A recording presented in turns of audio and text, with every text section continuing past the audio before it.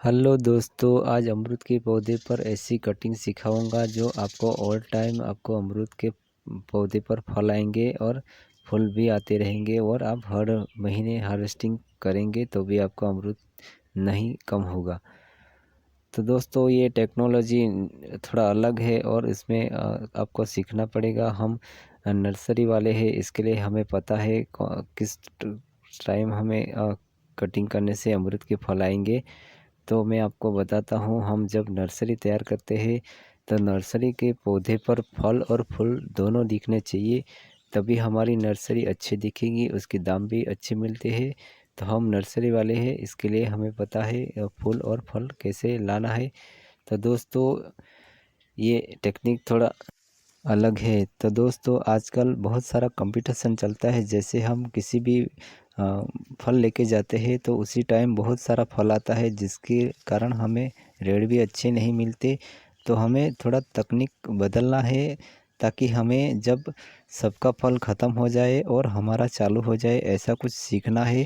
तो मेरी चैनल पे आप सीख सकते हैं और आप बहुत सारी अगर खेती करते हैं तो आपको नई टेक्नोलॉजी की खेती की जानकारी भी मिलेगी। तो मेरे चैनल को ज़रूर सब्सक्राइब करना और लाइक करना, साथ में शेयर भी करना। तो दोस्तों, आज हम सीखेंगे। तो दोस्तों, यूट्यूब पे वीडियो आपने बहुत देखा होगा, जैसे सितंबर और दिसंबर में आपको कटिंग करने के लिए बोलता है। तो उसमें क्या होता है, एक ही बार आप कटिंग करेंगे तो एक या दो बार ही आप उसके फल ले सकते हैं, लेकिन मेरे टेक्नोलॉजी में आप हर महीने किसी भी मौसम में आप उसमें फल फूल आते ही रहते हैं। ऐसी टेक्नोलॉजी है जिससे हम ऑफ सीज़न में भी आप अमरूद निकाल के आप अच्छे से पैसा कमा सकते हैं और उसके रेट भी अच्छी मिलती है। साथ में आप नर्सरी से भी पैसा कमा सकते हैं। तो मेरे चैनल को ज़रूर सब्सक्राइब करना। और तो ये दोस्तों देखो, मैंने कटिंग किया था, उसी में से नई ब्रांच आई थी। तो इसी जो नई ब्रांच आती है तो इसी तरह से हमें कटिंग कर लेना है। जैसे मैं आपको बताता हूँ थोड़ी देर में। तो जो नई ब्रांच आती है, जिसे 3 पत्तियों के बाद हमें इस तरह से कटिंग कर लेना है। जैसे 3-4 पत्ती रखना है, फिर ऊपर का भाग कटिंग कर लेना है। तो मैं आपको लास्ट में बताता हूँ इसमें किस तरह से काम करता है हमारा कटिंग। तो चलो फटाफट हम थोड़ा कटिंग कर लेते हैं। तो दोस्तों, उसमें 2 तरीके से कटिंग करना पड़ता है। जैसे हम पुरानी ब्रांच है तो उसमें अलग कटिंग करना है, जैसे ये नई ब्रांच है तो इसी तरह से हमें कटिंग करना है। जैसे इसमें नई ब्रांच आएगी तो उसमें फल और फूल दोनों आते हैं। तो ये नई ब्रांच है तो इसी तरह से हम कटिंग कर लेते हैं।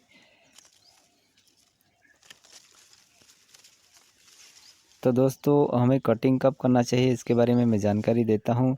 तो दोस्तों, जब हमारा पौधा 1 साल का हो तो बिल्कुल उसमें कटिंग ना करिए, क्योंकि हमारा पौधा 1 साल में कटिंग करेंगे तो उसमें फल बड़ा नहीं होता, छोटा ही रहता है। तो हमें 2 साल के बाद कटिंग करेंगे, इसकी जड़ें भी अच्छी विकसित होंगी और उसका ग्रोथ भी अच्छा रहेगा, तो फल की साइज़ भी बड़ी होगी और उसमें फल भी बहुत आएंगे। तो ये काम ज़रूर कर लेना। जो हमारी फालतू उसमें जो निकलती है ब्रांच, उसको कट करके हटा दो, क्योंकि उसमें बहुत ज़्यादा ब्रांच रखने से भी फ़ायदा नहीं, इसमें फल छोटा होता है, इसके लिए थोड़ा हटा दो उसको, तभी अच्छे से हमारा फल बड़ा होगा। तो आपको मैं बताता हूँ, ये दोस्तों देख सकते हैं हमारा फल जो है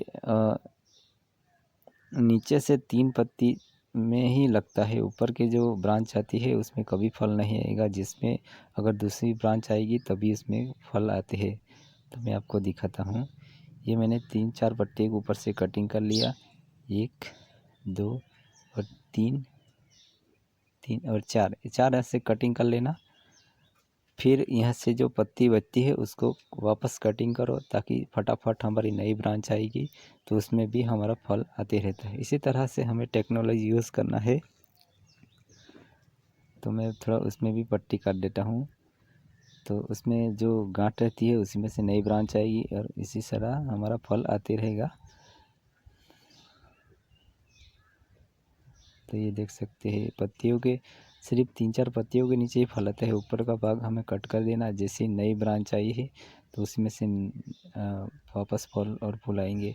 जैसे लौकी में भी इसी प्रकार से हमें कटिंग करना है। लौकी में भी जो 3 लौकी लगती है, बाद में उसे वहीं से कट कर लेना, जिसमें से वापस 3 निकलेगा, उसमें और फल आएंगे। तो दोस्तों इसे कहते हैं 3G कटिंग। तो हमें अलग अलग सीज़न में अलग अलग तरह से कटिंग करते रहना है।